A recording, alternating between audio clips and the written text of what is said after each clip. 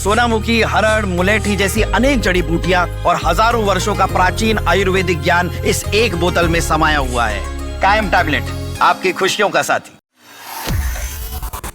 आज Bharat America trade deal पर जश्न भी है और सावधानी का सायरन भी।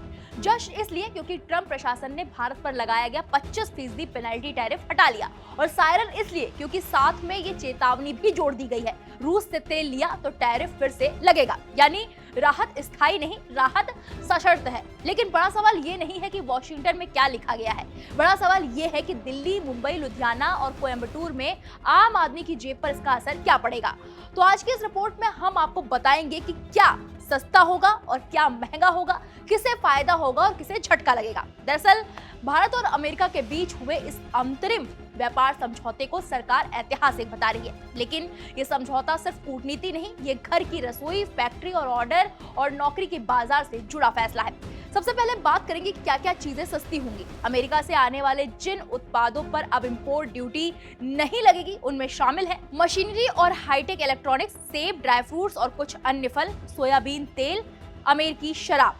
इसका सीधा मतलब है कि खाने का तेल थोड़ा हल्का पड़ेगा जेब पर, इलेक्ट्रॉनिक्स और इंडस्ट्रियल मशीनें सस्ती होंगी और शराब प्रेमियों के लिए बोतल का दाम नीचे आ सकता है। लेकिन असली राहत वहां है जहां आम आदमी सीधे नहीं देखता, डेयरी सेक्टर पर। भारत ने अमेरिका से पशु चारे का आयात खोल दिया है। भारत में चारे की कमी एक पुरानी समस्या है। सरकारी आंकड़े बताते हैं कि 75% पशुपालक परिवार चारे की किल्लत से जूझ रहे हैं। अमेरिका से चारा आया तो डेयरी की लागत घटेगी, दूध की कीमतों पर दबाव कम हो सकता है, यानी राहत धीरे धीरे लेकिन नीचे तक पहुंचेगी।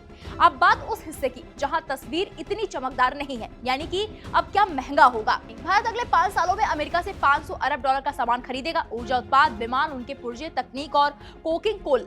मतलब साफ है, अमेरिका से आयात तेजी से बढ़ेगा। इसका असर 2 जगह दिखेगा। पहला, भारत का ट्रेड डेफिसिट बढ़ सकता है, कुछ घरेलू उद्योगों पर दबाव बढ़ेगा, खासतौर पर वो सेक्टर जो अमेरिकी माल से सीधे मुकाबले में है। और एक बड़ा जोखिम छुपा है तेल में। अमेरिका ने साफ कर दिया कि अगर भारत ने रूस से तेल दोबारा खरीदा तो 25% टैरिफ फिर से लगेगा। यानी भारत की ऊर्जा नीति अब सिर्फ बाजार नहीं है, बल्कि भू राजनीतिक से भी बंधी होगी। अगर रूस का सस्ता तेल गया तो पेट्रोल, डीजल की कीमतों पर दबाव लौट सकता है। अब बात उन सेक्टरों की जिनके लिए ये डील गेम चेंजर साबित है। जेनेरिक दवाइयां, ऑटोमोबाइल और विमान पुर्जे और हीरे जवाहरात, MSME एक्सपोर्टर्स। अमेरिका ने इन पर अतिरिक्त शुल्क हटाया, राष्ट्रीय सुरक्षा से जुड़े टैक्स भी कम किए। इसके बदले भारत को ऑटो पार्ट्स के लिए विशेष कोटा मिलेगा। सरकार का दावा है कि इससे नौकरियां बढ़ेंगी, खासतौर पर छोटे उद्योगों, महिलाओं और युवाओं के लिए। तो कुल मिलाकर ये समझौता न पूरी तरह जीत है, न पूरी तरह जोखिम।